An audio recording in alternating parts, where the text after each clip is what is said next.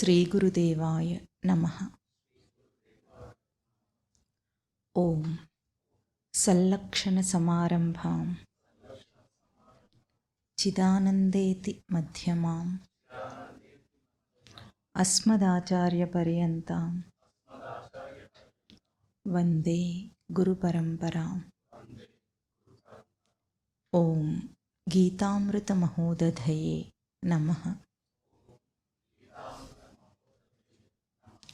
ఓం గీతామృత ఆస్వాద ఆనందాయ నమః.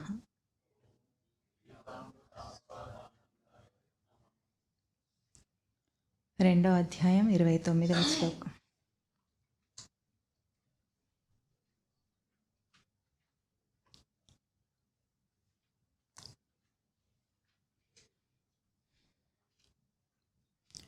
ఆశ్చర్యవత్ పశ్యతి కశ్చిదేనం ఆశ్చర్యవత్ వదతి తథైవ చాన్యః ఆశ్చర్యవచ్చైనం అన్యశృణోతి శ్రుత్వాప్యేనం వేద న చైవ కశ్చిత్ దేహి నిత్యమవధ్యోయం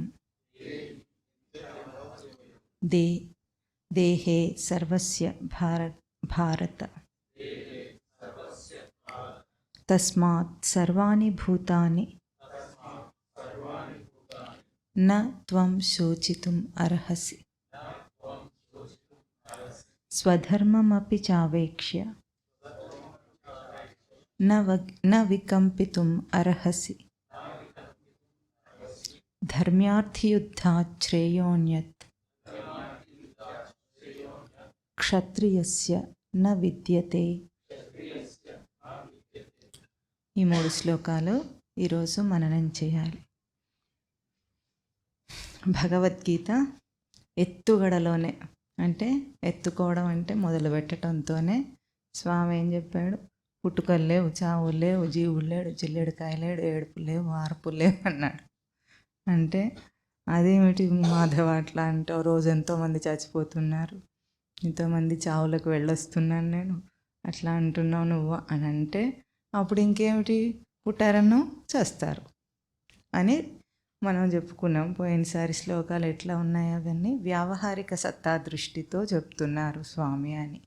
అంటే ఉన్న సత్యాన్ని ఉన్నట్టు యాక్సెప్ట్ చేయకపోతే, ఒప్పుకోలేని మనస్సుకు, చంచల మనస్సుకు, భౌతికంగా కనిపిస్తున్నదే సత్యం అనుకునేవాడికి వ్యావహారిక సత్తా దృష్టిలో బోధ కొంచెం దింపి చేస్తారు అని చెప్పుకున్నాం. ఆ విధంగా స్వామి మొదలుపెట్టాడు. పెట్టి ఆ తర్వాత ఏమన్నాడు? ఇంకా పుడతాడంటే చేస్తాడు, చచ్చినవాడు పుడతాడు, ఇంకెందుకు ఏడవటం? అప్పుడు కూడా ఏడవక్కర్లేదు. అసలు ఆత్మకు చావే లేదు కనుక ఏడవక్కర్లేదు, ఆత్మ మారదు కనుక ఏడవక్కర్లేదు. ఏడుస్తున్న అర్జునుడికి చెప్తున్నారు ఇవన్నీ. అట్లా కాదు అని నువ్వంటే పుట్టినవాడికి మరణం తప్పదు. జాతస్య హి ధ్రువో మృత్యు ధ్రువం జన్మ మృతస్య చ తస్మాత్ అపరిహార్యే అర్థే న త్వం శోచితుం అర్హసి. పరిహారం లేదు కదా దీనికి, అందుకే ఇంక నువ్వు ఏడవటానికి అర్హత లేదు అని స్వామి మళ్ళీ చెప్పారు. దాని తర్వాత ఏం చెప్పారు? అవ్యక్త ఆదీని భూతాని వ్యక్త మధ్యాని భారత అవ్యక్త నిధనాన్యేవ తత్ర కా పరిదేవన అన్నారు. ఆదీని అవ్యక్త అంటే ఆదిలో, భూతాని అంటే కలిగిన ప్రాణులన్నిటికీ కూడా సృష్టిలో ఆదీని మొదట్లో అవి అవ్యక్తం, ఎక్కడి నుండి వస్తున్నాయో ఏమిటో ఎవరికి తెలియదు. వ్యక్త మధ్యాని మధ్యలో మాత్రం ఉండి కాసేపు వ్యక్తమవుతున్నాయి. ఆ వ్యక్తమైన అవి మళ్ళీ నిధనాన్ని, ఎప్పుడైతే మళ్ళీ అవి లయమైపోతున్నాయో, చావని మన భాషలో అంటామో, అవి కూడా మళ్ళీ అవ్యక్తంలోకి వెళ్ళిపోతున్నాయి. అంటే తనకు వ్యక్తం కావటం లేదు. అంటే మనమేమో భూతాలంటే ఎవరెవరో అనుకుంటాం, అవన్నీ కాదు, మన ప్రతి కదలికతో భూతమే అనుకుందాం. ఎందుకంటే ఇప్పుడు అన్న అంటే ఎక్కడి నుండి వచ్చిందా నాది తెలియదు. అన్నప్పుడు మాత్రం వ్యక్తమైందా లేదా? తర్వాత ఏమైంది? నిధనాన్ని అవ్యక్త. ఎక్కడి నుండి వచ్చింది, ఎక్కడి నుండి వెళ్ళింది అంటే మనం ఏమంటాం, మరి మనసులో అనుకున్నాను, తర్వాత అన్నాను, తర్వాత మనసులోకి పోయినట్ట ఏమన్నట్టు మన అర్థం అంటే మన ప్రతి కదలిక కూడా వ్యక్తమవుతోంది. అందుకే మనం ఏం చెప్పుకున్నాం, దానికి నిత్య వర్తమాన స్వరూపం తన స్వరూపం. భూతకాలాన్ని వెతుక్కోకూడదు, ఎప్పుడు భవిష్యత్ కాలాన్ని ఊహించుకోకూడదు. మనం ఉన్నది ఇప్పుడు, మన అనుభవం ఏమిటి, నిత్య వర్తమానం, ప్రజెంట్ కంటిన్యూస్. అది మన అనుభవం. చక్కగా ఇప్పుడు తెలుస్తున్నామా లేదా, మనం ఉన్నట్లు తెలుస్తున్నామా? ఏమైనా సందేహాలు ఉన్నాయా అందులో? ఏం లేవు. నేను ఎక్కడి నుండి వచ్చానంటే ఇన్ని సందేహాలు వస్తాయి. ఎన్ని వస్తాయి? దానికి పరిష్కారం కూడా దొరకదు మనకి. ఎప్పటికీ వెతుక్కుంటూనే ఉంటాడు. ఎక్కడికి పోతానన్నాను కూడా అప్పుడు కూడా మళ్ళీ వెతుక్కుంటూనే ఉంటాడు. ఎప్పటిదాకా? స్వరూపం అర్థమయ్యేదాకా. స్వరూపం తెలియని వాడికే ఈ శ్లోకాలన్నీ. అర్థమైతే ఇవన్నీ అక్కర్లేదు. అయితే ఈరోజు మళ్ళీ శ్లోకము అదే వ్యావహారిక సత్తా దృష్టిలోనే కొనసాగిస్తున్నారు స్వామి. ఏమంటున్నారు? కశ్చిత్ ఏనం అన్న పదం పైనుండి కింది దాకా మళ్ళీ వస్తుందని చెప్పుకున్నాం. ఏనం కశ్చిత్ ఆశ్చర్యవత్ పశ్యతి. ఈ ఆత్మను, ఏనం అంటే ఏమిటి? ఈ ఆత్మను కశ్చిత్, ఒకానొకడు. కశ్చిత్ అంటే ఎవరు? మీరు కావచ్చు, వీడు కావచ్చు, వాళ్ళు కావచ్చు, ఎవరైనా కావచ్చు. ఒకానొకడు కశ్చిత్, వాడు ఏం చేస్తాడట? ఆశ్చర్యవత్ పశ్యతి, ఆశ్చర్యకరమైన దానిగా చూస్తాడట దాన్ని, ఈ ఆత్మను. ఏం తెలియకపోతే ఆశ్చర్యం కాకపోతే ఉంటుంది, మరి తెలియనప్పుడే ఆశ్చర్యపోతాడు. ఇంకా ఆశ్చర్యవత్ వదతి, ఆశ్చర్యమైన దాని వలె దాన్ని చెప్తాడు. ఇంకొకటి ఆశ్చర్యవత్ చైనం ఏనం శృణోతి, ఆశ్చర్యవత్ శృణోతి, ఆశ్చర్యమైన దానిగా వింటాడట. చెప్పేవాడు ఆశ్చర్యమైన దానిగా చెప్తాడు, వినేవాడు ఆశ్చర్యమైన దాని వలె, వత్ అంటున్నారు, వత్ అంటే వలె, వింటాడట. విన్నప్పటికీ కూడా దాని గురించి ఏమీ అర్థం కాదట ఇంకొకడికి. ఇది ఆత్మ గురించి చెప్పారు. మనకేమైనా అర్థమైందా ఇప్పుడు? అర్థం కాదు. దాన్ని అర్థం చేసుకున్నాం. ఆ తర్వాత శ్లోకం ఏమంటున్నారు? దేహి నిత్యం అవధ్య, సర్వస్య దేహే దేహి నిత్యం అవధ్య. అన్ని దేహములలో ఉన్న, మళ్ళీ ఇప్పుడు మళ్ళీ ఇదివరకు దేహి అన్నారు ఒక చోట, మళ్ళీ ఆ దేహిని తీసుకొస్తున్నారు. సర్వస్య దేహే దేహి అవధ్య అంటే వధింప కలిగిన వాడు కాదు. దేహంలో ఉన్న దేహి అంటే దేహం కలవాడు అని చెప్పుకున్నాం. తస్మాత్ సర్వాణి భూతాని నా త్వం శోచితుం అర్హసి. కనుక అన్ని భూతములకు ఇదే న్యాయం కనుక అప్పుడు కూడా నువ్వు ఏడవటానికి అర్హత లేదు. మొత్తానికి ఇప్పుడు ఏమిటి స్వామి ఉద్యమం ఏమిటి? అర్జునుడు ఏడుపు ఆపాలి. ఆ ఏడుపు అర్జునుడిదా మనదా? మనది. నిరంతరంగా ఏడుస్తున్నాము. నేను ఎక్కడ ఏడ్చాను, అసలు ఎప్పుడు ఏడ్చేడుగానే అంటాం మనం. ఆ ఏడుపు కనిపించే కళ్ళల్లో నీళ్ళ లాంటి ఏడుపు కాదు అది. ఒక ఏడుపు ఉంది జీవుడికి. ఆ ఏడుపు ఏమిటో చూద్దాం. ఇంకొకటి స్వధర్మమపి చ అవేక్ష్య. ఈ నీ స్వధర్మం అని ఏదైతే నువ్వు అనుకుంటున్నావో దాన్ని చూచినప్పటికీ కూడా నా వికంపితం అర్హసి, నువ్వు చలించటానికి వీల్లేదు. ఎక్కడ చలిస్తున్నాడు? యుద్ధరంగంలో ఉన్న అర్జునుడు చలిస్తున్నాడు. అక్కడ దీనికి ప్రసిద్ధార్థం ఏమిటంటే, యుద్ధరంగంలో క్షత్రియుడికి ధర్మార్థి యుద్ధాత్ శ్రేయ అన్యత్ న విద్యతే. క్షత్రియుడికి ధర్మం ఏమిటి? యుద్ధం చేయటం. నువ్వనుకునే నీ స్వధర్మం అనుకున్నప్పుడు కూడా యుద్ధంలో వచ్చి ఇట్లా చలించటానికి వీల్లేదు. పూర్తి లౌకిక దృష్టితో స్వామి మాటలు అవి అని ప్రసిద్ధార్థంగా మనం అనుకోవాలి. అంటే యుద్ధం చేయడానికి వచ్చి నువ్వు ఇప్పుడు ఏడుస్తే ఎట్లా అంటే చివరికి ఇదంతా నీకు అర్థం కాకపోయినా కూడా క్షత్రియ ధర్మం యుద్ధం చేయటం. కాబట్టి ఇప్పుడు నువ్వు చలించటానికి వీల్లేదు అంటే నువ్వు ఏడవటానికి వీల్లేదు, చలించటానికి వీల్లేదు. ఇది ఇక్కడ వీటి పై అర్థం ఈ 3 శ్లోకాలకు. ఇప్పుడు కొంచెం లోతుగా వెళ్దాం. మనం లోతుగా వెళ్ళే ముందు ఒక ప్రశ్న అడుగుమంటారా? జీవితానికి లక్ష్యం ఏమిటి?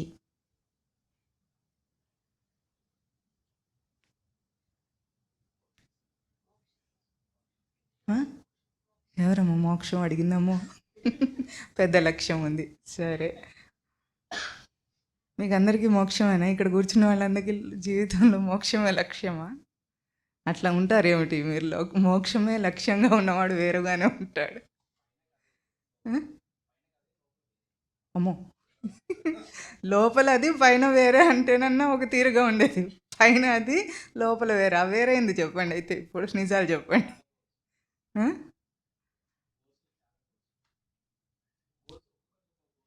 ఒక్కొక్కరికి ఒక్కొక్క గోల్ ఉంటుంది. మీది అయిపోయిందా గోల్ రీచ్? ఇంకా కాలే. మీరు ఇప్పుడు యంగ్గా ఉన్నారు, ఏదో గోల్స్ ఉండుంటాయి కదా పాపం. మీకు చెప్పమంటారా ఒకటి? ఇవాళ ఎందుకు అడిగాడంటే ఇవాళ వచ్చే ముందే ఒక పోస్ట్ చూశాడు. జీవితంలో మనందరి లక్ష్యం అట గుర్తుపెట్టుకోలేకపోయాడు, అందుకే చదివి చెప్తున్నాడు. ఏమిటంటే 9 అంకెలు చూపించారు. అంకెలు చూపించి మీరు కూడా చూసారా, ఎవరితో సర్క్యులేట్ చేస్తూ ఉండుంటాడు. కానీ మన సబ్జెక్ట్కి కొంచెం తెలుస్తుందని అది వీడు ప్రస్తావన చేస్తున్నాడు. 9 గ్లాసుల నీళ్ళట రోజుకు. ఇది అందుకోవడం కష్టం ఏమిటి? దృష్టి పెడితే తాగేయచ్చు, అవునా? సరే, 8 గంటలు నిద్ర. ఓ మేము 10 గంటలు నిద్రపోతాం, 8 ఏం కరం అంటే గోల్ రీచ్ అయ్యి కొంచెం ఎక్స్ట్రానే వచ్చింది. తర్వాత 7 ప్రపంచంలోని అద్భుతాలట, అంటే చూసి రావాలనా వీళ్ళ ఉద్దేశం ఏంటంటే 7 అద్భుతాలు చూసి రావాలట. చూసారా మీరేమన్నా? ఆశ్చర్యవత్ పశ్యత్, ఆశ్చర్యకరంగా చూసి రావాలి. World wonders of the world. 6 అంకెల జీతం అట. ఇంకా రీచ్ అవ్వాల్సి ఉండింది. సరే, 5 రోజుల పని అట వారంలో. అది కూడా ఇప్పుడు మీకు ప్రతి శనివారం ఆఫా? కాదు, అయ్యో. 4 వీలర్ ఒకటి ఉండాలట. తర్వాత 3 బెడ్రూమ్ల ఇల్లు కావాలట. ఇవి కూడా ఎంతమందికి నెరవేరినాయి? 3 ఏమిటి 4 కూడా ఉన్నాయంటారా? ఒకవేళ 2 ఉంటే ఇంకొక బెడ్రూమ్ ఇల్లు కట్టుకోవాల్సింది ముఖ్య అంశం అన్నమాట. ఇద్దరు అందమైన పిల్లలట. అందమే కావాలనుకుంటే అట్లాగే ఉంటుంది. తర్వాత ఒక అందమైన భాగస్వామి. చివరికి 0 ఒత్తిడట. అంటే శూన్యం నుండి 9 దాకా అంకెలు చూపించి ఒక జీవిత లక్ష్యాన్ని సెట్ చేశారు. మీకు కూడా ఇలాంటి ప్యాటర్న్లే కొద్ది గొప్ప సమాజం సెట్ చేసే ఉంటుంది. ఇట్లా పోస్టుల రూపంలో కాకపోయినా చిన్నప్పటి నుండి నేర్పించి ఇంతే కదా, కొంచెం ఎక్కువ తక్కువలు ఉంటాయి అందులో, అంతేనా? దీంతో కృతకృత్యుడు అవుతాడు అంటారు. కృతకృత్యుడు అంటే చేయవలసిందంతా చేసేసిన వాడు అయిపోతాడు. ఇదైనా జీవిత లక్ష్యం కాదా? మరి మీరు ఒక్కటనే చెప్పలేదు, వీడికి పోస్ట్ చూసైనా చెప్పాడు కొన్ని. ఏం లేవా? మొహమాట పడుతున్నారు చెప్పడానికి. పోనీ జీవిత లక్ష్యాలు కాకపోయినా మనిషికి ఏమైనా లక్ష్యాలు ఉన్నాయా?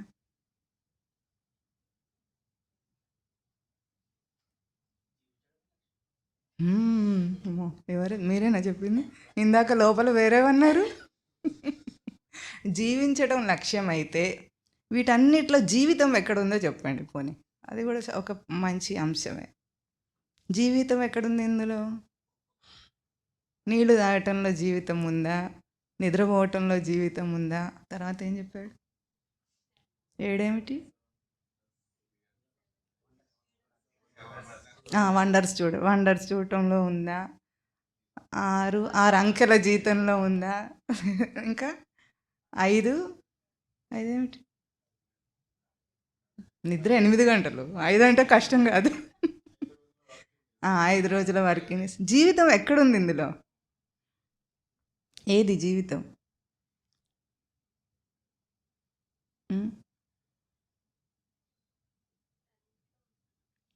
తన ఇంట్లో ఉందా? అన్నిట్లో జీవితం ఉంది. వీటిల్లో జీవితం ఉందంటారు అయితే, అంతేనా? ఇవి లేకపోతే జీవితం లేదన్నట్టు. జీవితంలో ఇవన్నీ పార్ట్. అట్లా అయితే సరే, ఈ జిక్సా పజిల్ ఉంటుంది చూసారా ఎప్పుడైనా? జిక్సా పజిల్లో ముక్కలు ఉంటాయి అన్ని. అట్లాగే మీరు జీవితం అంటే ఈ ముక్కలు అన్నీ కలిపి ముక్కలన్నీ అతికించుకుంటే ఒక పిక్చర్ వస్తుంది. అది జిక్సా పజిల్ జీవితం అనుకుంటున్నాను, అంతేనా? ఏ ముక్క లేకపోయినా జీవితం ఇన్కంప్లీట్, అంతేనా? కింద అట్టు ఉండాలి కదా, ముక్కలు దేని మీద పేర్చాలి? బేస్ ఉండాలి. అంతేనా? ఆ బేస్ లేకపోతే ముక్కలు ఉన్నా కూడా ముక్కలు వాటికి స్థిరత్వం ఉండదు, నిలిచి ఉండవు, ఒక్కటిగా ఉండవు. అంతేనా? ఆ బేస్ ఏమిటి?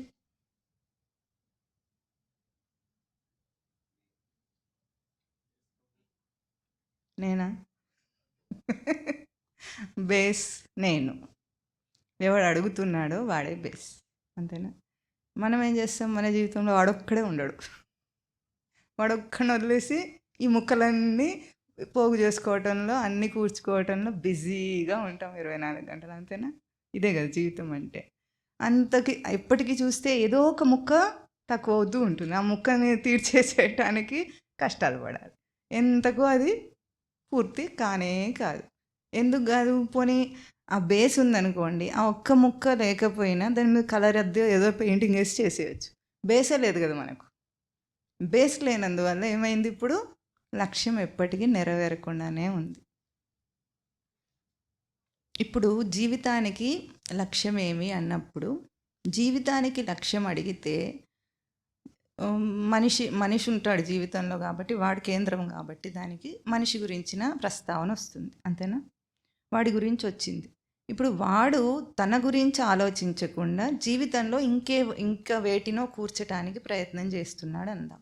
ఒకవేళ తన గురించే తన గురించి ఆలోచించినప్పటికీ కూడా తనకు లక్ష్యం ఏముంటుంది?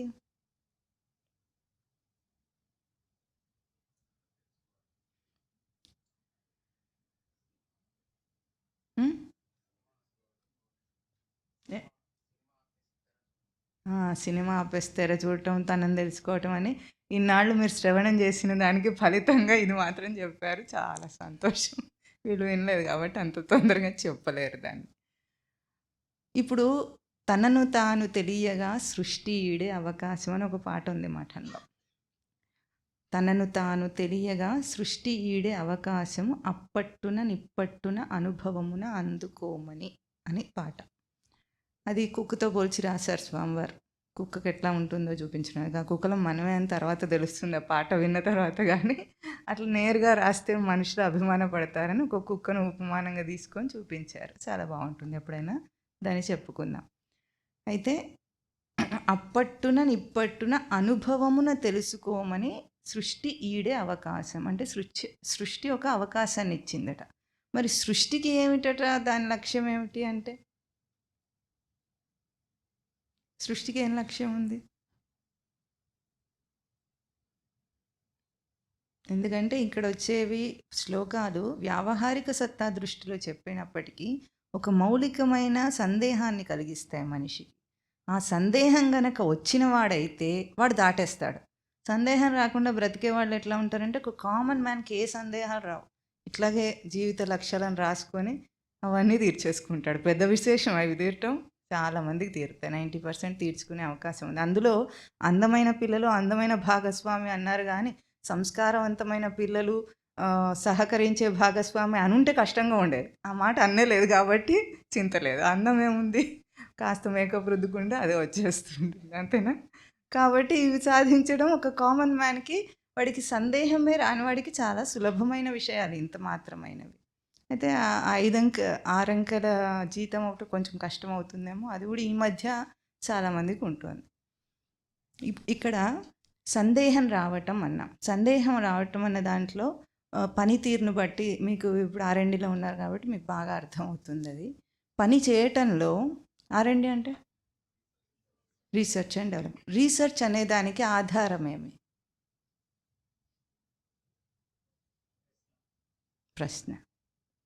ప్రశ్న తీసుకున్నప్పుడు ఎట్లా మొదలు పెడతాడు రీసెర్చ్?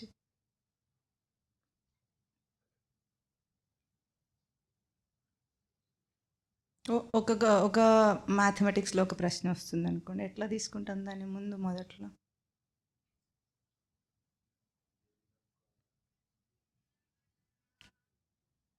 సైలెంట్లో పెట్టి ప్రశ్న ఎట్లా మొదలు పెడతాం మనం? ఏమి తెలుసుకోవాలి. అప్పుడు let us say the value of x is unknown అని మొదలు పెడతాడు. అవునా? తర్వాత ఇచ్చిన వాల్యూస్ ఏమైనా ఉంటే అవన్నీ వేసుకుంటాడు. అంతే. ఈ డేటా వేసుకొని మొదలు పెడితే అప్పుడు రీసెర్చ్ అవుతుంది. ఒక కామన్ మ్యాన్ ఏమనుకుంటాడు, ఎక్స్ని అన్నోన్ అనుకోడు, నోన్ అనుకుంటాడు. ఎందుకు? నేనంటే ఎవరనేది ఒక ప్రశ్న, దాంట్లో అడిగేదేముంది, నాకు తెలుసు అంటాడు కామన్ మ్యాన్. తెలుసా లేదా అందరికీ? ఇప్పుడు ఇందాక ఎవరైతే ఆధారం అన్నామో మనము, జీవితానికి ఆధార స్వరూపుడైన నేను అనేవాడు, ఆ నేనెవరు అనే ఒక మౌలికమైన ప్రశ్న ఉంది, ఫండమెంటల్ క్వశ్చన్. దాన్ని తెలిసింది అని అనుకున్నాం అనుకోండి, రీసెర్చ్ ఉండదు. అందుకే ఎవరికి రీసెర్చ్ ఉండదు లోకం. ఉంటుందా తన మీద తనకు? బయటనే రీసెర్చ్లన్నీ, కానీ తన రీసెర్చ్ ఎవరు చేయరు. ఎందుకు? అన్నోన్ అనుకోవట్లేదు, ఏమనుకుంటున్నాడు? నోన్ వాల్యూ అనుకుంటున్నాడు. ఇవన్నీ జీవితం అంటే ఇది, నేనంటే పేరు, నేనంటే నాకున్న హోదా, నేనంటే నాకున్న ఒక జెండర్, ఇవన్నీ అనుకున్నాడు కదా, అజ్యూమ్ చేసేసుకున్నాడు. ఇవన్నీ అజ్యూమ్ చేసేసుకుంటే ఇంకేం ఉండదు. అనుకున్నాం కదా, అయిపోయింది, తెలుసుకోవాల్సిన అవసరం కూడా లేదు. రీసెర్చ్ మైండ్ ఎట్లా ఉంటుంది? ఒప్పుకోద్దేన్ని, ముందు ప్రశ్నిస్తుంది. ప్రశ్నించిన వాడికి ఎప్పుడైనా రీసెర్చ్ ఉంటుంది, సమాధానం వస్తుంది. ప్రశ్నే లేకపోతే, ఇది ఆధ్యాత్మికానికి మూలం. అంటే మీరు దగ్గరగానే ఉన్నారు.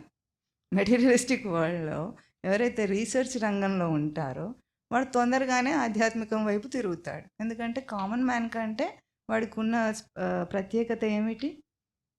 దీన్ని ప్రశ్నించటం. ఆ ప్రశ్న లేకుండా అన్నీ అనేసుకుంటే అయిపోయింది, అందరు ఏది చూపిస్తే అదే అయిపోయింది. అట్లా అయితే ఇంకా వాడు ఎప్పటికీ బాగుపడాడు. ఏముందో తెలుసుకోవడానికి ఏముంటుంది, ఇంకా అందరు చూపిస్తారు కదా ఏదో ఒక సినిమా, ఆ సినిమానే మనం అనుసరించాలి. ఇప్పుడు ఫ్యాషన్ ఫాలోయింగ్ ఉంటుంది చూసారా, దాంట్లో ఏమైనా ఆలోచిస్తారేమిటి? ఆలోచిస్తారా ఫ్యాషన్ని ఫాలో అయ్యేటప్పుడు? ఏం ఆలోచించారు. ఫ్యాషన్ అట అని మార్కెట్లోకి వచ్చిందంటే చేసేయటం అంతే. ఇది జీవితంలో అది లక్ష్యం అని అనిపించుకోదు.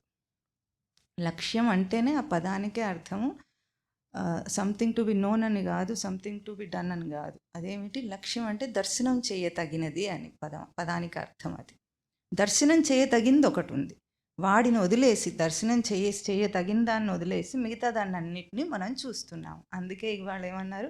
ఆశ్చర్యవత్ పశ్యతి కశ్చిదేనం, ఏనం కశ్చిత్ ఆశ్చర్యవత్ పశ్యతి. వెనుక నుండి మనం చెప్పుకున్నాం, ఏనం అంటే ఆత్మస్వరూపం, సచ్చిదానంద స్వరూపమే ఏనం, ఈ ఆత్మ అని చెప్తున్నాం. మనకు అది అనుభవంలో ఆత్మగా తెలుస్తుంది, అది ఉనికి, ఎగ్జిస్టెన్షియల్ ఎలిమెంట్, అది ఏనం. కానీ తర్వాత దింపి దాన్ని దేహం స్థాయికి దింపారు.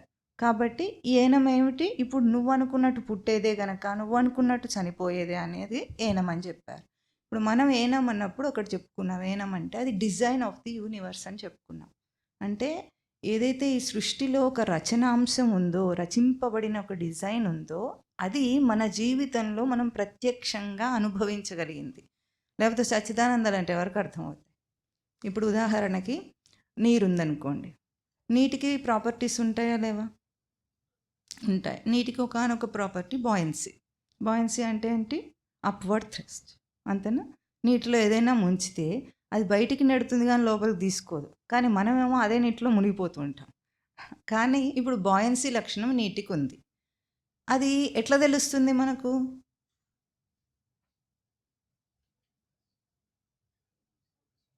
ఒకానొక ప్రయోగంలో తెలుస్తుంది, అంతేనా? లక్షణం దానికి ఉంది, మనం తెలుసుకున్నాం. కానీ మనకి ఇది కనిపించాలంటే ఏం చేయాలి? తెలియాలి అంటే, ప్రాక్టికల్గా తెలియాలంటే ఒకానొక ప్రయోగంలో తెలుస్తుంది, అంతేనా? అట్లాగే మనం కూడా అవ్వటానికి సచ్చిదానంద స్వరూపమే మన ఆధారమే. అది మన ఉనికికి ఆధారం. అంటే మన substratum of our existence itself is the substratum. Existence, నేనున్నా అన్న ఉనికి ఆధారం. కానీ మనకు ఎట్లా తెలుస్తుంది? ప్రయోగంలో తెలుస్తుంది. ఆ ప్రయోగ స్థానమే సృష్టి ప్రయోగ స్థానం. దేనికి? ఆ ఎగ్జిస్టెన్స్ని మనం అనుభవించటానికి, తెలుసుకోవటానికి. అట్లాగే ఇప్పుడు మనము లక్షణాలను దర్శనం చేయటం అనే దానికి వచ్చేటప్పటికి మనం ఏం చేస్తున్నామంటే, ఆశ్చర్యవత్ పశ్యతి అంటే చూస్తూ ఆశ్చర్యపోతున్నాడు. దేన్ని చూసి ఆశ్చర్యపోతున్నాడు? ఇప్పుడు ఇక్కడ ఆశ్చర్యవత్ పశ్యతి అన్నారు. ఆశ్చర్యమైన దానిగా చూడటం లేదట, ఆశ్చర్యమైన దాని వలె చూస్తున్నాడట. ఇక్కడే అవత్ అన్న పదం 3 చోట్ల వాడారు స్వామి. చాలా మెలిక ఉంటుంది చిన్న పదంలోనే. ఆశ్చర్యమైన దానిగా చూడాలి. నిజానికి సృష్టిలో అన్నిటికంటే ఆశ్చర్యమైన విషయం ఏమైనా ఉందా మీకు మీ అనుభవాల్లో? దేహం. దేహం ఆశ్చర్యమైన దానిగా మీకు అనిపిస్తుంది. ఇంకా ప్రకృతి ఆశ్చర్యమైన దానిలాగా అనిపిస్తుంది. ఈ రెండు ఆశ్చర్యమైన దానిలాగా ఉన్నాయి. దేహంలో ఆశ్చర్యమైంది ఏమిటి?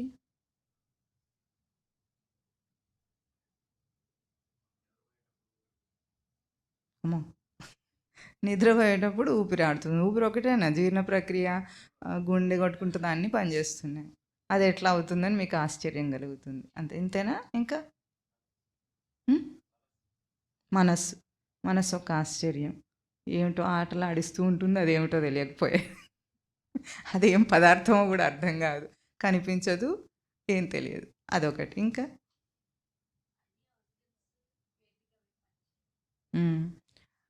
ఒక్కొక్క ఇంద్రియం కూడా ఎంత చక్కగా పనిచేస్తుంది. అవన్నీ కూడా ఒక ఆశ్చర్యాలే. కన్ను చూడటం ఆశ్చర్యం, చెవి వినటం ఆశ్చర్యం, ముక్కుకు వాసన అనే తేజస్సు ఉండటం ఆశ్చర్యం, మాట్లాడటం ఒక ఆశ్చర్యం. మనం ఏం చేస్తున్నామో మనకు తెలియదు, లోపల ప్రక్రియ తెలియకుండా వాడుకుంటున్నాం. ఇంత స్పష్టంగా వ్యక్తం చేయగలుగుతున్నాం, మాడ్యులేట్ కూడా చేయగలుగుతున్నాం. కావాలంటే పెద్ద ధ్వనిని ఇవ్వగలుగుతాం, కావాలంటే చిన్నగా చేయగలుగుతాం.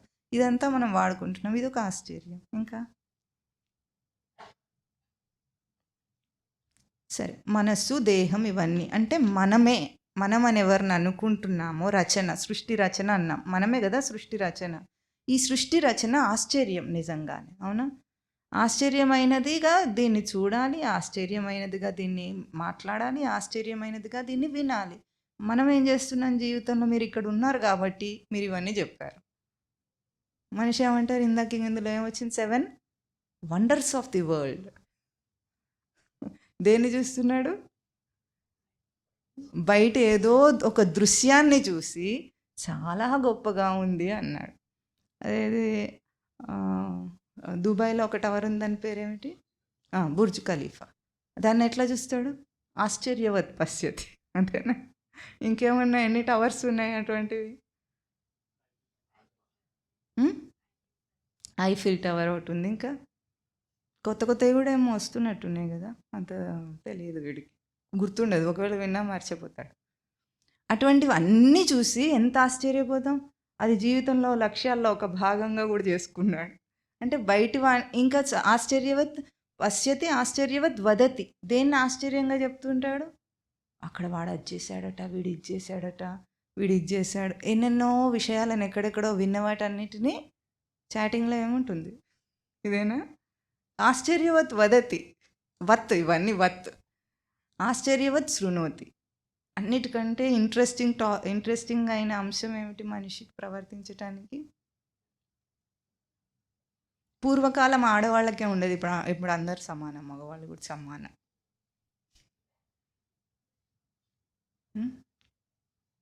Participating in gossips. అంతేనా?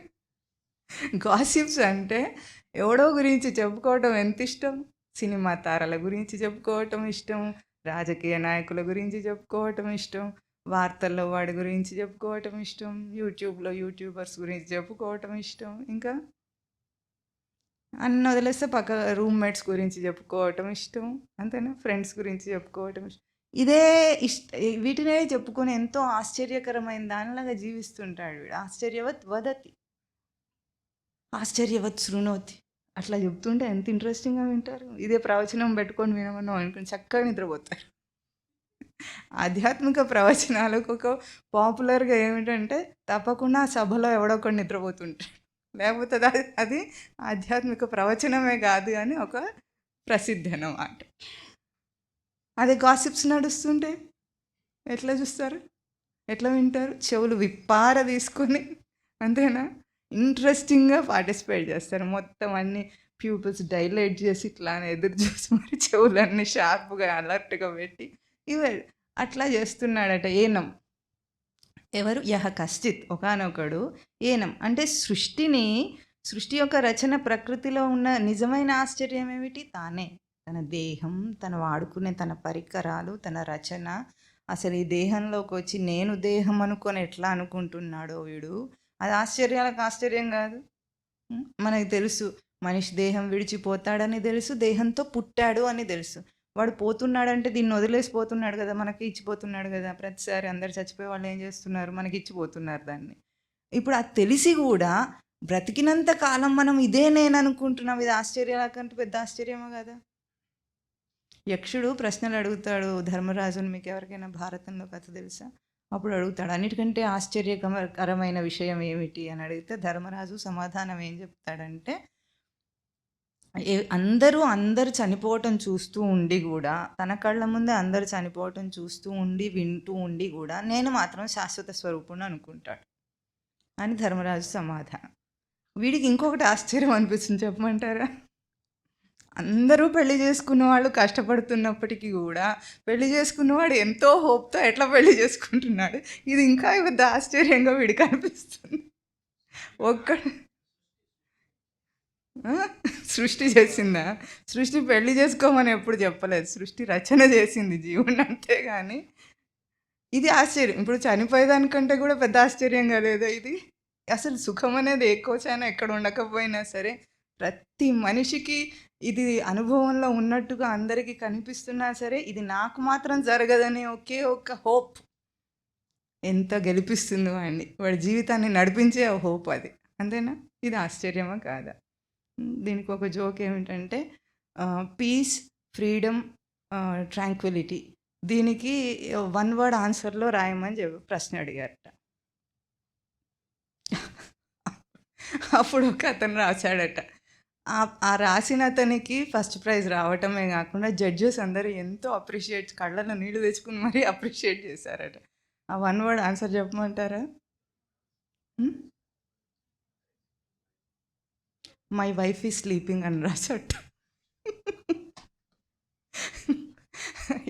ఇది జోక్ అనుకుంటున్నాం కానీ నిజంగానే మనుషులు ఇద్దరు ఉన్నారంటేనే ఢీకొంటారు. మనం చెప్పుకున్నాము, మనుషులు అంటే ఏ సంబంధంలోనైనా సరే అది ప్రవృత్తులు ఢీకొనటం అనమాట. 2 యాటిట్యూడ్స్ వాటిని ఢీకొన్నప్పుడు ఏమవుతుంది? స్పర్ధ వస్తుంది, అణుబాంబు వెళ్ళినట్టు అవుతుంది. అందుకే మనుషుల మధ్యలో ఇట్లా ఉంటుంది. అయితే ఇప్పుడు వీటిని మనం దేన్ని అనుభవిస్తున్నామో దాన్ని ఆశ్చర్యకరంగా చూడటం లేదు. కంటి యొక్క చూపు ఒక అద్భుతం. దాన్ని కాపీ కొట్టి కెమెరా తయారు చేసుకున్నాం కానీ ఇది ఎట్లా ఉంది, అసలు ఎట్లా ఉంది సృష్టి రచన చెప్పండి? ఏ శక్తి ఉంటే, ఏ చైతన్యం లోపల ఉంటే కన్ను ఎంత బాగా చూడటం అనే ప్రక్రియ చేస్తుంది. ఇప్పుడేదో మనం లెన్స్ల గురించి వాటి గురించి అన్నీ కనుక్కున్నామంటే దీన్ని చూసి కాపీ కొట్టి కనుక్కున్నాం కానీ మనకేం ముందున్న విద్య కాదు కదా, ఈ దేహాలను చూసి కదా. ఇప్పుడు ఒక ఏరోప్లేన్ తయారు చేసి చాలా ఆశ్చర్యవత్ పశ్యత అంటాడు. పక్షి ఎగరట్లే, ఏం కష్టపడకుండా ప్రకృతిలో పక్షి ఎగురుతుందా లేదా? దాన్ని టెక్నాలజీని కాపీ కొట్టే మనం చేసి ఉంటాం. ఇప్పుడు దేన్ని ఆశ్చర్యంగా చూస్తున్నాడు? నువ్వు ప్రకృతిని ఆశ్చర్యంగా చూస్తే ప్రకృతి యొక్క మూలాన్ని చేరుకుంటావు. కానీ మనిషి తన వ్యావహారిక జీవితంలో దేన్ని ఆశ్చర్యంగా చూస్తున్నాడు? తాను ఇప్పుడు ఏరోప్లేన్ తయారు చేయాలని కానీ ఆశ్చర్యపోతాడు, లేకపోతే దాంట్లో ఎక్కాలని అనుకుంటాడు. కానీ తాను ప్రకృతిని అనుభవిస్తున్నది తను గుర్తించాడు కదా. అది ఎట్లా? ప్రకృతిలో ప్రతి చిన్న ప్రాణి, ఎన్నో ప్రాణులు ఎగురుతున్నాయి, మరి అవన్నీ ఎట్లా ఎగురుతున్నాయి అని ఆలోచిస్తున్నాము. మనం తయారు చేసి ఎంత కాంప్లికేట్ అవుతుంది. అది ప్రకృతి సహజంగా చేసేసింది, దాన్ని చేసిందా లేదా? ఇప్పుడు స్పీకర్లు, పెద్ద పెద్ద స్పీకర్లు, డీజేలు, అవన్నీ ఊఫర్లు తయారు చేసుకొని ఎంతో బాగా మనము గొప్పగా దాన్ని వేసుకొని ఎగురుతున్నామా లేదా? ఏ చేసినా డీజే ఉండాల్సిందే, డీజే లేకపోతే మనిషి ఉండడు ఇప్పుడు, అంతేనా? దేవుడిని అడ్డం పెట్టుకున్న డీజే ఉండాలి, స్కూల్ ఫంక్షన్ అయినా డీజే ఉండాలి, కాలేజ్ ఫంక్షన్ అయినా డీజే ఉండాలి, చచ్చిపోయిన డీజే పెట్టాలి, బతికినా డీజే పెట్టాలి. డీజే అంటే డీజే అంటే ఏంటి ఇంతకీ? వీడికదే తెలియదు. సరే, అది అవును ఉండాలి కదా. అది సౌండ్ వస్తుంటే, దాంట్లోంచి యాంప్లిఫై అయ్యే సౌండ్ వస్తుంటే అంత ఆశ్చర్యపోయి ఎంతో మైమరిచిపోయి దాన్ని వాడుకుంటున్నాడు. నీ గొంతులోంచి వస్తుంది, ఎప్పుడైనా చూసుకున్నావా? ఎట్లా వస్తుంది? ఏ సౌండ్ బాక్స్ ఉంది ఇక్కడ? ఇంత అద్భుతమైన ఒక పరికరాన్ని వాడుకుంటూ కూడా ఎప్పుడు దీని మీద ఆశ్చర్యం రాదు. అసలు దీని మూలాన్ని తాకుదామన్న అనుమానం రాదు వాడికి. ఎప్పటికీ జీవితం అంతా వాడేసుకుంటాడు. అందుకే ఆశ్చర్యవత్ అన్నారు ఇక్కడ. దీన్ని ఏం చేశాడు? అసలైన ఆత్మ ఏనం మారిపోయింది దృష్టి. ఎప్పుడైతే పారమార్థిక సత్తా దృష్టిలో చెప్పినప్పుడు ఏనం అనే ఆత్మ వేరు, సచ్చిదానంద స్వరూపమైన సృష్టి అమరిక అది. ఇప్పుడు ఏమైంది, వ్యావహారిక సత్తా దృష్టిలోకి వచ్చేటప్పటికి అది ఇంకా దిగజారిపోయి తన చుట్టూ ఉన్న వ్యవహార విషయాల రూపంలో ఇప్పుడు వాడు దాన్ని చూస్తున్నాడు. ఇది స్వామి చెప్తున్నది. అందుకే ఇప్పుడు ఏమన్నారు, ఆశ్చర్యవత్ పశ్యతి, ఆశ్చర్యవత్ వదతి, ఆశ్చర్యవత్ శృణోతి. వింటాడు. అట్లాగే అన్నీ విని ఇవన్నీ చేసినప్పటికీ ఇయర్ ఫోన్లు అవి బ్లూటూత్లు ఎన్నో తయారు చేసుకున్నాడు కదా. అన్నిటికీ ఆధారం నీ చెవి కదా. చెవే లేకపోతే బ్లూటూత్ ఉండేం లాభం ఉందా, స్పీకర్లు ఉండేం లాభము, ఇవేమి ఇయర్ ఫోన్స్ ఉంటే ఏం చేస్తాడు. చెవి ఆశ్చర్యమా, బ్లూటూత్ ఆశ్చర్యమా చెప్పండి. మరి మనకు ఫ్యాంటసీ ఏమి, అయ్యో దాని వెంట పరిగెత్తాలి, అది కావాలి, ఇది కొనుక్కోవాలి, అది కొనుక్కోవాలి. నీ చెవి నీకు ఉందని ఆనందం ఎప్పుడైనా ఉందా? లేనే లేదు, అస్సలు లేదు. ఇవన్నిటిని చూసి అందుకే శృత్వా అపి ఏనం నా వేదన చైవ, తనని ఎవడు తెలుసుకోవట్లేదట. ఇంత సృష్టిలో సృష్టి యొక్క అమరిక డిజైన్ ఏది ఉందో దాన్ని చూడకుండా వీడు కల్పించుకున్న వాటిని ఆశ్చర్యకరంగా చూస్తున్నాడు మనిషి. ఆశ్చర్యం అంటే వండర్ అనే ఒక అర్థం కాదు, నిజానికి ఆహచరతి అంటే స్మృతిలో దర్శనం చేయటం. స్మృతిలోకి ఏం తీసుకుంటున్నావో, ఇప్పుడు ఏవైనా మనం తెలుసుకున్నవన్నీ ఎక్కడ తెలుస్తాయి, మనకు స్మృతిలో తెలుస్తాయి. అంతేనా? అర్థం అవ్వటం. ఇప్పుడు మీకు ఎట్లా అర్థమవుతుంది? ఏ పరికరం అర్థం చేసుకుంటుంది?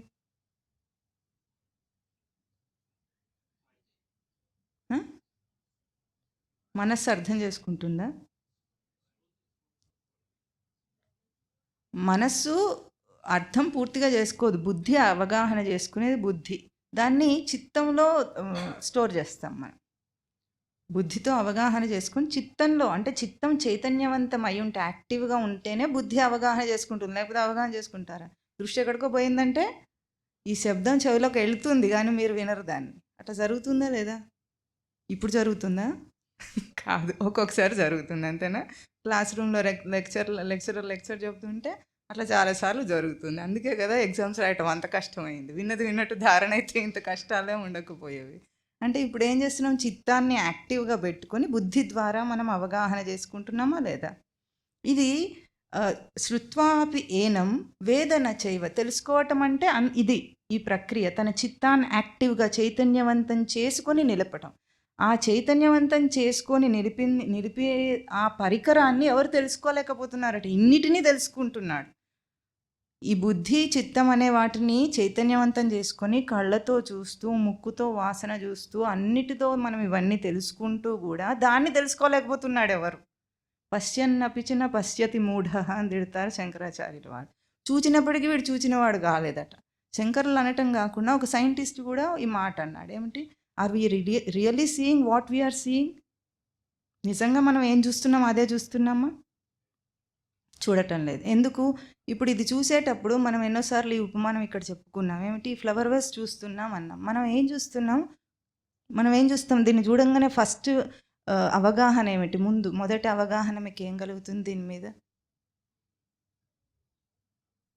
చెప్పండి. ఒక్కొక్కరికి ఒక్కొక్కటి కలుగుతుంది. అందరు చెప్తే అవన్నీ వచ్చేస్తాయి సమాధానాలు.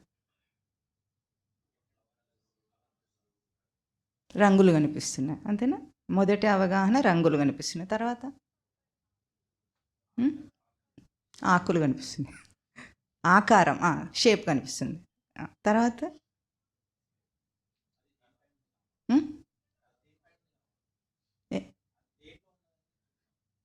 వేజ్ని చూస్తున్నారు అంటున్నారా? కింద ఉన్న వేజ్ని చూస్తున్నారు. చూసి మొట్టమొదటి ఒకటి కలుగుతుంది, అది చెప్పనే లేదు ఎవరు. బాగుంది అనిపిస్తుంది, మామూలుగా చెప్పొచ్చు. కళాత్మకత అన్న పెద్ద పదం కాకపోయినా బాగుంది అనిపిస్తుంది కదా. లేకపోతే ఒక్కొక్కసారి బాగాలేదని కూడా అనిపిస్తుంది. మన రుచిని బట్టి, మన టేస్ట్ని బట్టి అది బాగుంది అనిపిస్తుంది, బాగాలేదనిపిస్తుంది. రంగులు కనిపిస్తాయి, ఆకులు కనిపిస్తాయి, ఆకారం కనిపిస్తాయి, అన్నీ కనిపిస్తుంది. అంతేనా? మనం ఎప్పుడు కూడా ఇంతే చూడగలుగుతాం. ఇది ఏమని చెప్పుకున్నాం మనం? నామరూప క్రియా గుణములతో వ్యక్తమయ్యే జగత్ అని చెప్పుకున్నాం. మనం ఎప్పుడు ఇదే చూస్తాం కానీ దీన్ని ఒక వెలుగు ఆధారంగా చూస్తున్నామని మనం చూడం దాన్ని. వెలుగు ఆధారం లేకపోతే అసలు ఇది కనిపించదు. ఏ వెలుగులో ఇదంతా చూస్తున్నామో మనం ఈ వెలుగును ఆధారమైన దాన్ని చూడం. ఈ వెలుగుకి ఇంకొక వెలుగు ఆధారమై ఉంది. అదేమిటి? నా దృష్టి దీనికి ఆధారమై ఉంది. ఆ వెలుగు కంటే ఇంకా నా దృష్టి ఇంకా చైతన్యవంతమైన దృష్టి, అది ఆధారమైంది. మనకి ఇది ఎప్పుడైనా తోచిందా? తోచలే. ఇది ఇక్కడ భగవద్గీత తీసుకొచ్చేది. ప్రవర్తన అంటే ఏమిటంటే భూతకాలాన్ని భవిష్యత్ కాలాన్ని వదిలేసి వర్తమాన కాలంలో జీవించటం ప్రవర్తన. మనం ప్రవర్తించాలి. మనం ప్రవర్తించటం, మనము యంత్రాల్లాగా బ్రతుకుతాం. మనుషులందరూ అంతే. ఎప్పటిదాకా అంటే ఎప్పుడైతే ఆశ్చర్యాలు బయట ఉన్నాయని చూడటం ఆపేసి తనలో ఉన్న ఆశ్చర్యకరమైన దాన్ని ఆనందించటం మొదలు పెడతాడో అది వాడికి ఇన్నర్ కంటెంప్లేషన్, ఇంట్రాస్పెక్షన్. అది మొదలైన రోజున బయట దాన్ని చూసే దృష్టికోణం మారిపోతుంది వాడికి. ఏది వాడిని ఆశ్చర్యపరచదు. అందుకే ఆత్మజ్ఞానిని ఏది ఆశ్చర్యపరచదట.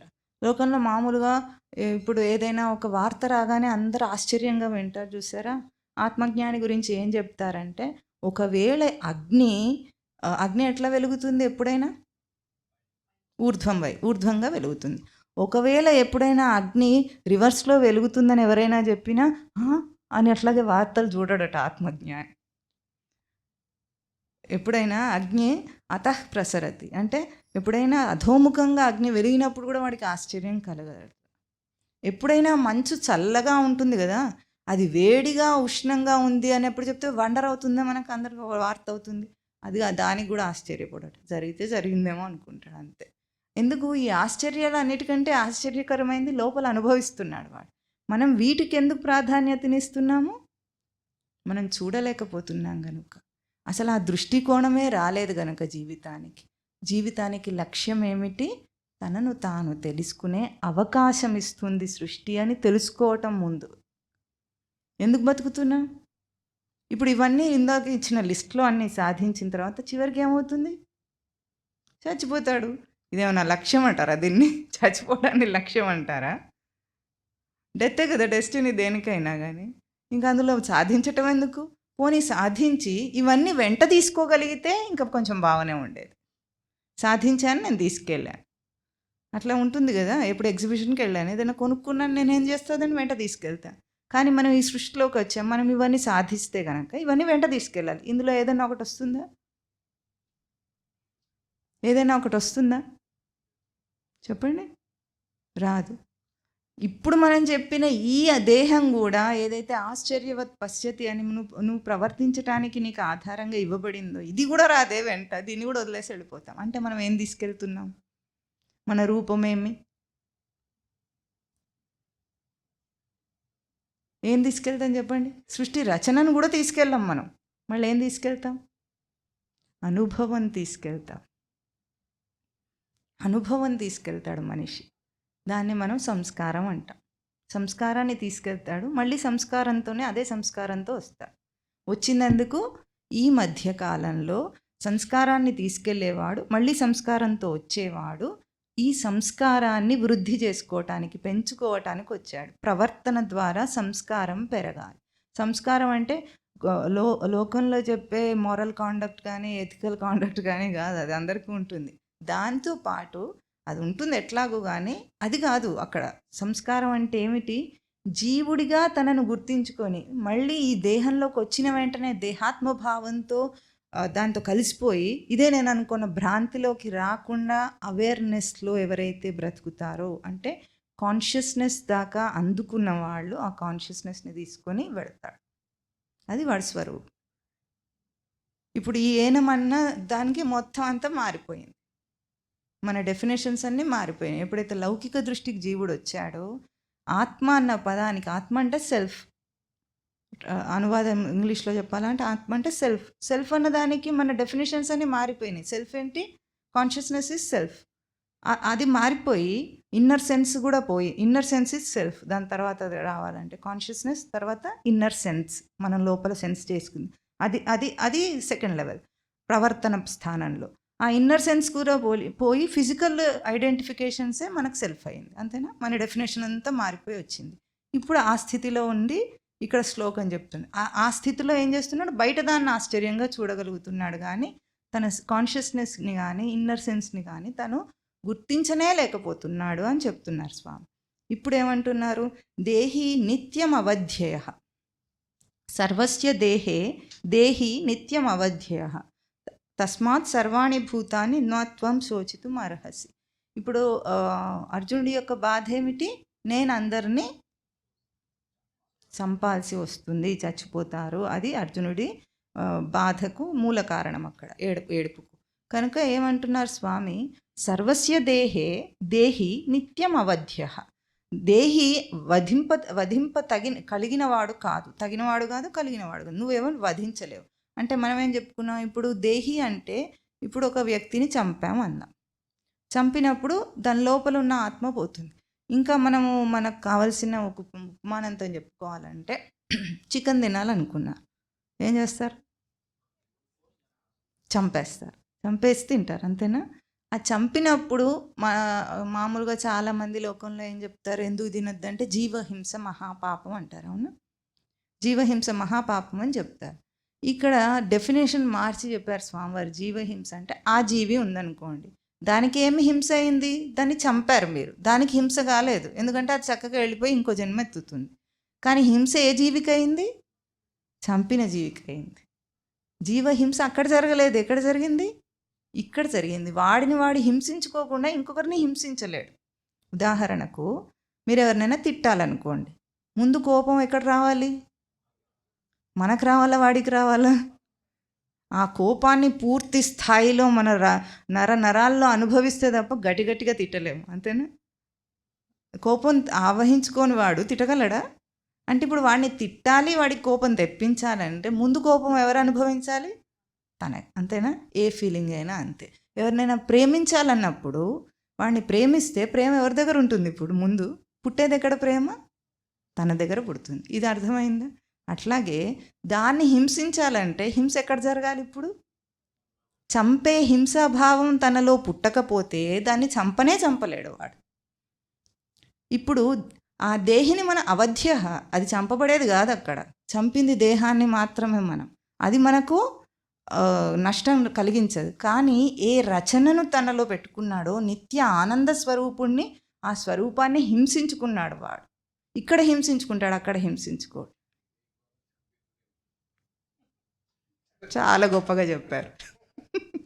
గుడితనం అంటే పరాకాష్ఠ ఇదే. ఇంకొకటి చంపిందైనా మీరు దాన్ని చంపిన భావంతో లేకపోతే తింటాడా? ఆ భావం లేకపోతే తింటాడా? హింసా ప్రవృత్తి లేకపోతే తినడు కదా. తింటాడా చెప్పండి?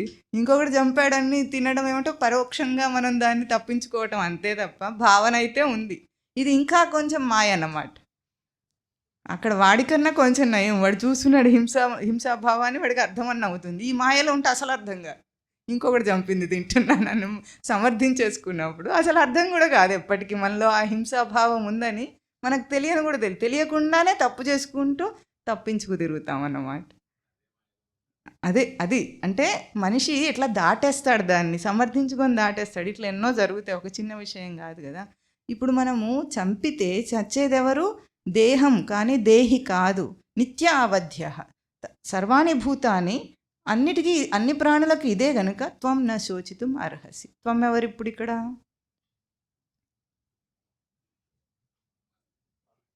మనం అమ్మ అర్జునుడు అనుకున్న మనం అన్నారు, అర్జునుడు అంటారేమో అనుకున్నాం. అర్జునుడికి చెప్తున్నాడు కాబట్టి అర్జునుడే త్వం, మనమే ఆత్వం. ఎవరైతే దేహిని హింసిస్తున్నాను అనుకుంటాడో ఆ దేహి అక్కడ హింసింపబడటం లేదు, ఇక్కడ హింసింపబడుతుందని కొంచెం కూడా తెలియకుండా బ్రతుకుతున్నాడో వాడు నా శోచితం అర్హసి. ఎందుకు చచ్చిపోయిందని దాన్నేమో చేసామని నువ్వు ఏడవకు, నీకేదో అయ్యింది, అది ఏడువు. నువ్వు భ్రాంతిలో ఉన్నావు, దానికి ఏడవాలి. నిన్ను నువ్వే బాధ పెట్టుకుంటున్నావని తెలియకుండా.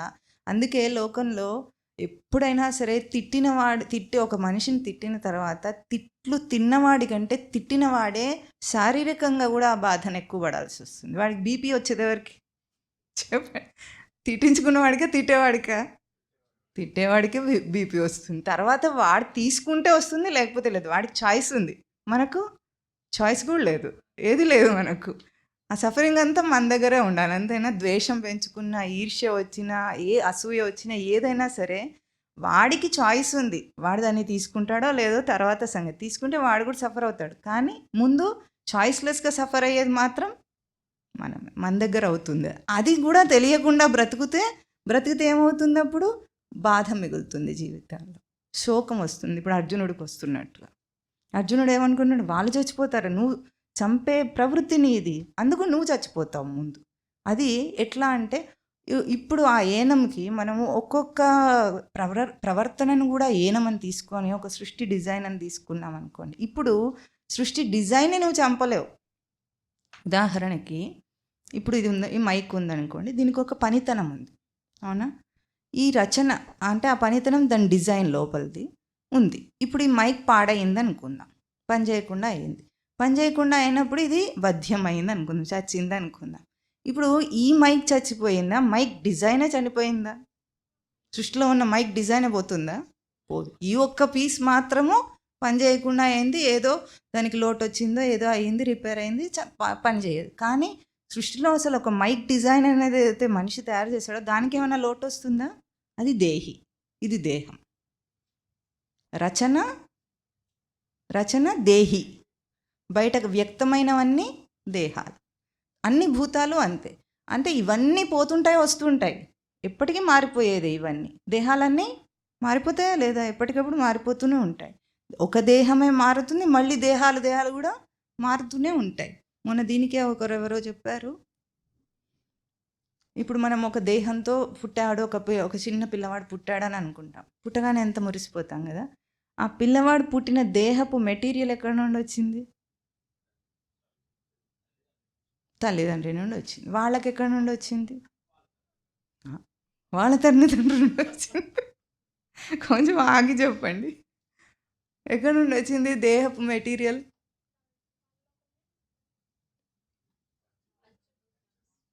పంచభూతాల నుండి వచ్చింది. ముఖ్యంగా మనం తినే ఆహారం నుండి వస్తుంది కదా. మనకైతే బాడీ ఎట్లా బిల్డప్ అవుతుంది? ఫిజికల్ బాడీ ఆహారం ద్వారా బిల్డప్ అవుతుంది. ఈ ఆహారం నుండి వచ్చి ఈ దేహం నిర్మాణం అయింది. వచ్చి పుట్టబోయేవాడికి కూడా అదే దేహం వస్తుంది.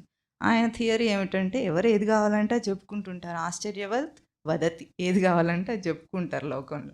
ఆయన థియరీ ఏం చెప్తాడంటే, మీ యాన్సిస్టర్స్ ఎవరైతే ఇప్పుడు మన దేహం చనిపోయిన తర్వాత దీన్ని ఏం చేస్తాం? కాల్చుతాం, పూడుస్తాం, ఏదో ఒకటి చేస్తాం. అంటే పంచమహాభూతాల్లో దీన్ని కలిపేస్తాం, అంతేనా? అంటే అదే పంచమహాభూతాల నుండి మళ్ళీ కొత్త దేహాలు సృష్టి అవుతున్నాయి. కాబట్టి మీ వాళ్ళు చచ్చిపోయిన వాళ్ళ పూర్వీకులు అందరూ ఇప్పుడు పుట్టిన దేహంలో ఉన్నట్టేనా కాదా? అదే పంచమహాభూతాలు కదా. అదట థియరీ. అంటే ఏమిటి? పూర్వం ఉన్నదే ఇక్కడ మళ్ళీ రీసైక్లింగ్ అవుతుందని చెప్తున్నారు అక్కడ. అట్లాగే మనము సృష్టి రచనలో ఒక భాగం మాత్రమే. మనం అనే ఒక వ్యక్తి, ఇండివిజువల్ వ్యక్తిగా మనం ఐడెంటిఫై చేసుకుంటుంది సృష్టిలో లేదు. మనం ఇది ఫాల్స్ ఐడెంటిఫికేషన్లో బ్రతుకుతున్నాం. ఏముంది? దేహం ఎట్లాగైతే సృష్టి రచనలో ఒక భాగము, ఫిజికల్ భాగం. ఇది నాన్ ఫిజికల్గా ఏముంది? సృష్టి రచనలో ఒక సచ్చిదానందముల ప్రవర్తన అన్న కాండక్ట్ అన్నది ఒక రచన ఉంది. అదేమో నాన్ ఫిజికల్ రచన, ఇదేమో ఫిజికల్ రచన. ఈ రెండే ఉన్నాయి సృష్టిలో. నేను అనే ఇండివిజువల్గా అహంకారంతో అంటే ఐడెంటిఫై చేసుకుంటున్న బీయింగ్ లేడు. అందుకే జీవుడు లేడు అనేది పారమార్థిక సత్తా దృష్టిలో చెప్పింది ఏమిటంటే సత్యము, నువ్వు అనేవాడివే లేవు అసలు. మనకెట్లా ఉంటుంది? నేను లేకపోవటం ఏమిటి అని. ఇది ఈగో ఐడెంటిఫికేషన్ అంటాం మనం. నేను అనే ఒక ఇండివిజువల్గా మనం ఏదైతే ఐడెంటిఫై చేసుకుంటున్నామో మనము, అది ఈగో ఐడెంటిఫికేషన్. ఆ ఈగో ఐడెంటిఫికేషన్ వల్లనే మనం సృష్టి యొక్క రచనకు సమన్వయంగాము, ఫిజికల్గా నాన్ ఫిజికల్గా. అంటే ప్రకృతికి మనం సమన్వయం కాకుండా ఇప్పుడు ఎట్లాగైతే ఆర్టిఫిషియల్ బ్రతుకుతున్నామో అట్లా ఫిజికల్గా సమన్వయంగాము, అట్లాగే నాన్ ఫిజికల్గా ఏ సచ్చిదానంద స్మృతి అంటే సచ్చిదానందములు రచన రూపంలో మనకు ఇవ్వబడిందో, ఇంత డిజైన్ చేయబడిందో దానికి కూడా సమన్వయం కావటం లేదు. మనం ఎప్పుడైతే సమన్వయం కామో స్పర్ధ వస్తుంది. ఇద్దరు వ్యక్తులు సమన్వయంగా ఉండటం అంటే భార్యాభర్తలు అనుకూలంగా ప్రవర్తిస్తున్నప్పుడు స్పర్ధ రాదు. ప్రవర్తించకపోతే ప్రతిదీ స్పర్ధగానే ఉంటుంది. ఎట్లాగో అట్లాగే సృష్టి రచనకు, జీవుడి ప్రవర్తనకు స్పర్ధ వస్తుంది. ఆ స్పర్ధ వల్లనే ఇండివిజువల్ బీయింగ్గా తనని ఐడెంటిఫై చేసుకొని బాధలను అనుభవిస్తున్నాడు. ఇప్పుడు స్వామి అందుకే ఏం చేస్తున్నారంటే మొత్తము ఈ డిజైన్ అంతా విప్పి చూపిస్తున్నారు. Physical design, non physical design ఏముందో మొత్తం అంతా దాన్ని డైసెక్ట్ చేసి చూపించడం. డైసెక్ట్ చేస్తే తెలుస్తుంది కదా లోపల అంతా ఏమేమి ఉందో అన్న అర్థమవుతుంది. మనకేమో అర్థం కావట్లేదు ఏమవుతుందో, తేడా తెలుసుకోలేకపోతున్నాం. ప్రవర్తనలో ఏది ఏదో తెలియక బ్రతుకుతున్నాం కనుక దాన్ని విప్పి చూపిస్తున్నారు. ముందేం చూపించారు? ఆత్మ యొక్క లక్షణాలు చూపించారు. ఆ ఆత్మ దాని లక్షణాలతో సహా అది ఆధార స్వరూపం సృష్టికి. దాని తర్వాత అది ఎట్లా వ్యక్తమైందో అది చూపిస్తున్నారు. అంటే దేహం ద్వారా ఏది వ్యక్తమైందో, మనసు అనే ఒక ఫ్యాకల్టీ ఉంది, దాని తర్వాత ఫిజికల్ దేహము, ఇంద్రియాలు, ఈ తేజస్సు, ఇదంతా ఒకటి ఉంది. దీని వ్యక్తం ఇవన్నీ విడదీసి చూపిస్తే ఇప్పుడు అసలు వీడెవడు?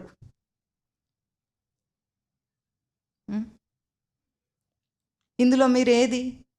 ఆ నాన్ ఫిజికల్ క్యారెక్టర్స్తో చెప్పిన ఆత్మ లక్షణాలు నేనా? తర్వాత దేహ రచనతో వివరించి చెప్పిన ఆ దేహం నేనా?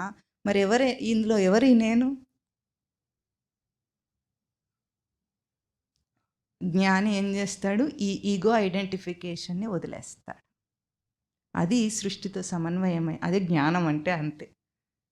అప్పుడు వాడికి అన్ని కష్టాలు పోతాయి. ఎందుకు? వాడి సృష్టిలో ఒక రచనాంశమే కానీ వాడికి ఇండిపెండెంట్గా ఏ బాధలు లేవు, ఏ మార్పులు లేవు, ఏ కష్టాలు లేవు.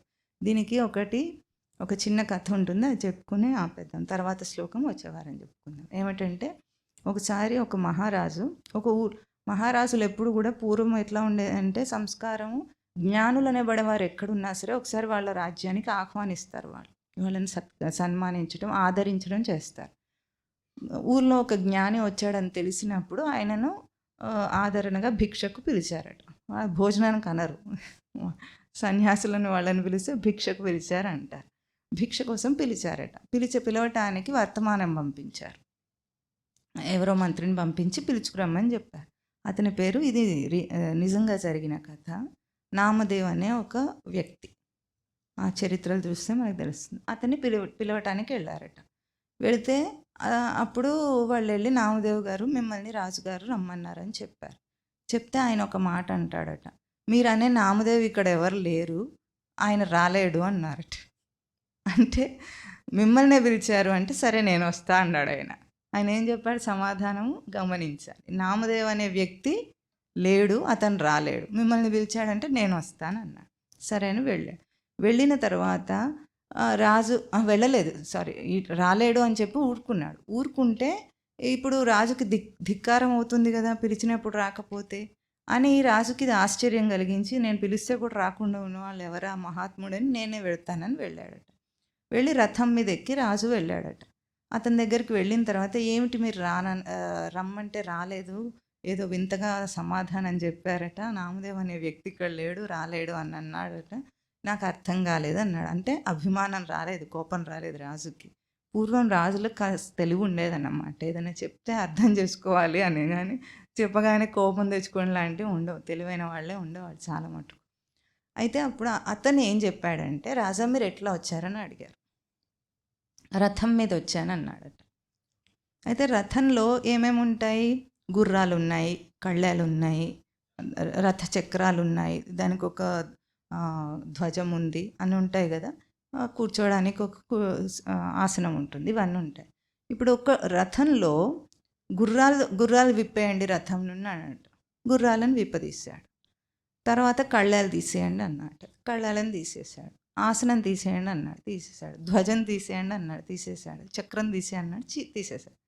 ఇప్పుడు రథం తీసే అనలేదు. ఈయనేం చేశాడు? రథం తీసే అన్నాడా? అనలేదు. ఏం తీసేశాడు? ఒక్కొక్క దాన్ని తీసేస్తే తర్వాత రథం ఏది అని అడిగాట. ఏది రథం ఏది? రథం తీసేయమని తను అనలేదు, కానీ ఇవి తీసేస్తే రథం అనే ఒక వస్తువుని ఏదైతే మనము దాన్ని సమగ్రంగా ఒక రథం అని పేరు పెట్టి పిలిచామో అది ఇప్పుడు లేదు. రథం అనే పని అక్కడ రచన కూడా పోయిందా లేదా? దాంతోపాటు రచన కూడా ఎట్లా పోయింది? రచన ఉంటుంది కానీ ఆ పీస్కి, ఆ ఒక్క రథానికి మాత్రం అది పోయింది. మళ్ళీ రథం కావాలంటే మనం వ్యక్తమవుతుందా లేదా? రథం యొక్క డిజైన్ అంటే దేహి, అది డిజైన్ ఏమిటి? దేహి. బయటికి కనిపించే వ్యక్తమయ్యే మనం మాట్లాడేవన్నీ పార్ట్స్ అసెంబుల్ చేసినవన్నీ ఏమిటి? దేహం. అది పోతుంది, దేహం పోతుంది, కానీ దేహి అవధ్యం. అట్లాగే మనందరం అంటే కూడా మనం అనే మనిషి ఎవరు నేను అనుకుంటున్నాడో వాడు ఇప్పుడు ఎప్పుడైతే సచ్చిదానంద స్మృతి ఆత్మను అర్థం చేసుకోలేక వదిలేశాడు, అంటే అది అవగాహనలో లేదు, అప్పుడు తర్వాత మిగిలిందంతా అసెంబుల్డ్ పని. మనమంతా అసెంబుల్డ్ పీసెస్, అంతేనా? అసెంబుల్ చేస్తుంటారు కదా ఇక్కడ కూడా, మీరు అన్నీ అసెంబుల్ చేసి తయారవుతుంది కదా. ఏదైనా ఒక లోకోమోటివ్ తయారవ్వాలంటే ఏం చేస్తారు? అన్ని పార్ట్స్ని అసెంబుల్ చేస్తారు. మనం ఇప్పుడు మన ఐడెంటిఫికేషన్ అసెంబుల్డ్ ఐడెంటిఫికేషన్. మొదలుపెట్టింది అక్కడైనా మనము ప్రవచనాన్ని ముక్కలన్నీ అతికించుకొని ఇది నేను అన్నా. ఇది నేను కాదు, నువ్వెవరు? రచన. దాని వెనుకున్న బేసిక్ డిజైన్ ఎవరు? అది నేను అని ఏ రోజైతే దాన్ని దర్శనం చేస్తూ, దాన్ని దర్శనం చేయాలంటే మళ్ళీ ఎక్కడ చేయాలి? ఒక రథంలోనే రథం డిజైన్ ఎక్కడ దర్శనం చేస్తాం? రథాన్ని తయారు చేసుకునే డిజైన్ చూడాలి. రథాన్ని నడిపించటంలో రథం యొక్క డిజైన్ని చూస్తాం, అంతేనా? రథం ఎట్లా డిజైన్. అట్లాగే మనం ఈ దేహంలో ప్రవర్తించుకుంటూనే దేహమే నేను అనుకోకుండా దాని రచనని దర్శనం చేసుకుంటూ బ్రతకటం జీవితం. అది అవకాశం. సృష్టి ఇచ్చిన అవకాశం ఏమిటి మనకు? ఈ డిజైన్ని అర్థం చేసుకుంటే మొట్టమొదటిగా పారమార్థిక దృష్టిలో చెప్పిన ఏనం ఏదైతే, నాకు నీకు ఈ రాజులకు మరణం అనేది, పుట్టుక అనేది లేదు, ఒకప్పుడు ఉండటం తర్వాత ఉండకపోవటం లేదు అనే ఏదో పారమార్థిక దృష్టిలో ఏదైతే సత్యాన్ని చెప్పారో, ఆత్మతత్వాన్ని, అది అవగాహన అవుతుంది. ఎప్పుడు? ఈ రథాన్ని, అంటే ఈ అసెంబుల్డ్ డిజైన్ని దర్శనం చేసుకుంటూ బ్రతకటం. అక్కడెక్కడ చూసి ఆశ్చర్యాలు అనొద్దు. లక్ష్యాలు ఎక్కడ? ఇప్పుడు జీవితం ఏది? ఇప్పుడు చెప్పండి, జీవితం ఏది? ఈ రచనను దర్శనం చేసుకుంటూ బ్రతకటం జీవితం. జీవితం అంటే తినటం కాదు, కానీ తినటంలో కూడా రచన ఉందా లేదా? తినటంలో దర్శనం చేయొచ్చా లేదా? చూడటం జీవితం కాదు, కానీ చూడటంలో దర్శనం చేయొచ్చా లేదా? నడవటం జీవితం కాదు, కానీ నడకలో దర్శనం చేయొచ్చా లేదా? చెప్పండి. దీన్ని ఏమంటారు? నడత అంటారు. ఇప్పుడు నడత 2 పదాలు తెలుగులో తెలుసా మీకు? నడక అంటేనేమో వాక్, నడత అంటే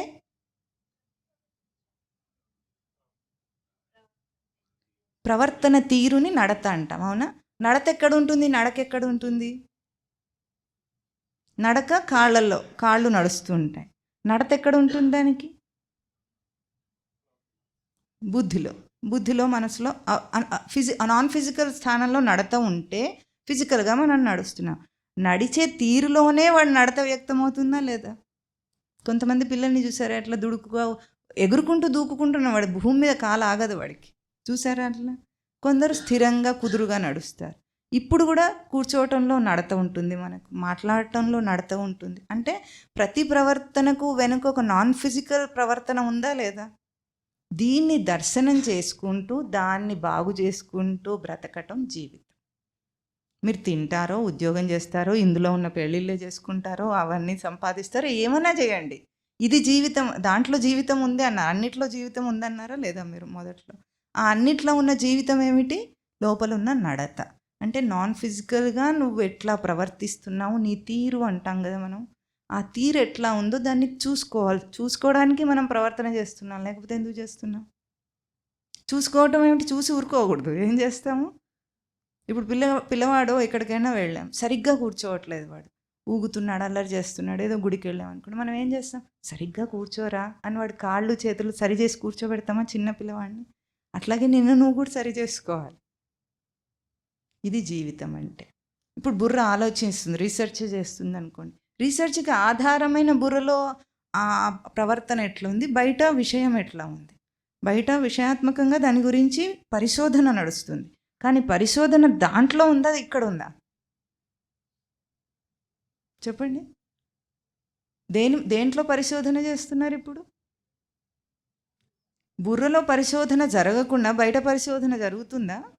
జరగదు. మనం ఏం చేస్తాం? బయట సక్సెస్ చూస్తాం, అయిపోయింది, సక్సెస్ వచ్చిందంటే పరిశోధన పూర్తి. కానీ ఇక్కడ పరిశోధనను మనం గమనించనే లేదు, ఇంత చేసి కూడా. అంటే ప్రతి ప్రవర్తనకు వెనుక నడత ఉంది. నడత అనేది ఒక అభౌతికమైన నాన్ ఫిజికల్ ఆస్పెక్ట్, అభౌతికమైన అంశం. దాన్ని దర్శనం చేసుకుంటూ దాన్ని ప్రవర్తింపజేసేవాడిగా తాను ప్రవర్తించాలి. అంటే అదేదో జరుగుతుంటే నేను చూస్తున్నాను కాదు, దాన్ని మనం చేయగలమా లేదా? ఇప్పుడు ఇందాక రథం విషయంలో రథాన్ని నడిపే రథికుడి చేతిలో కళ్ళెం ఉన్నప్పుడు గుర్రాల యొక్క పరుగు ఎవరి చేతిలో ఉంటుంది? దాని రచన అంతా ఎవరి కంట్రోల్లో ఉంది? తన కళ్ళెం తన చేతుల్లో ఉంది. ఎవరు దాన్ని కంట్రోల్ చేసి నడిపించగలుగుతాడో, ఎట్లాగైతే కార్లో కంట్రోల్స్ ఉంటాయి అవన్నీ మనం నడిపిస్తుంటే ఆ డిజైన్ నడుస్తుంది, అంతేనా? ఇప్పుడు కూడా ఈ డిజైన్ అంతా నడుస్తుంది. మన దేహము మన జీవన వ్యవస్థ డిజైన్ నడుస్తుంటే నడిపించేవాడు ఉన్నాడా లేదా? ఆ నడిపించేవాడి స్థానంలో కూర్చోచాలి. మనం ఎక్కడున్నాం? ఐదర్ గుర్రాలు నేను అనుకుంటాం, కాసేపు రోడ్డు నేను అనుకుంటాం, కాసేపు కళ్ళని నేను అనుకుంటాం. మనకు కన్ఫ్యూజన్ అనమాట, ఏది నేనో తెలియదు. ఇవన్నీ చూస్తున్నాం కానీ నడిపించేవాడు అనే అంశాన్ని వదిలేసినప్పుడు ఇందులో ఏది రథానిక? చక్రం ఉండాలి, చక్రం నేను, కాసేపు చక్రం నేను, కాసేపు గుర్రం నేను, కాసేపు విషయాలు అంటే రోడ్ లాంటివి.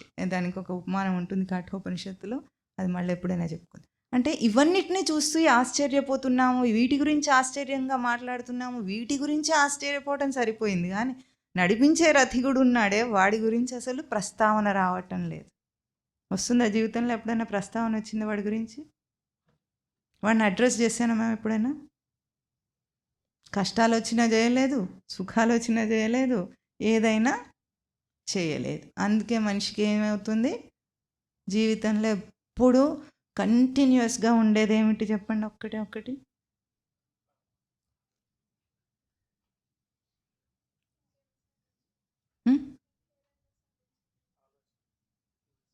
చాలా సింపుల్గా ఉంటుంది అది. బోర్ కొడుతుందా లేదా? బోర్ చెప్పండి, బోర్ కొడుతుందా లేదా? కొట్టదా మీకు కనుక మీరు బోర్ కొట్టకపోతే ఎప్పటికీ ఏం చేయకుండా మీరు అట్లా ఉండగలిగితే మీరే జ్ఞాని. బోర్ కొట్టిందంటే బోర్ అంటే ఏమిటో తెలుసా మీకు? తెలుగులో దాని పదం తెలుసా? తోచకపోవడం. కరెక్ట్. ఎవరు చెప్పారు? తోచకపోవటం. తోచట్లేదంటే ఏం తోచట్లేదు?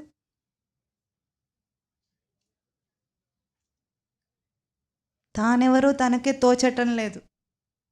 అందుకే ప్రతి అంశంలో ఎన్ని చేసినా జీవితంలో చివరికి ఇది వాడికి ఒకటి డిఫాల్ట్ డిజైన్లో ఇన్క్లూడ్ చేయబడింది అనమాట. ఎప్పటికైనా వీడి డిజైన్కి రావాలంటే వీడికి బోర్ కొట్టాలి. అందుకే అప్పుడు అన్నో వదిలేస్తాడు మనిషి.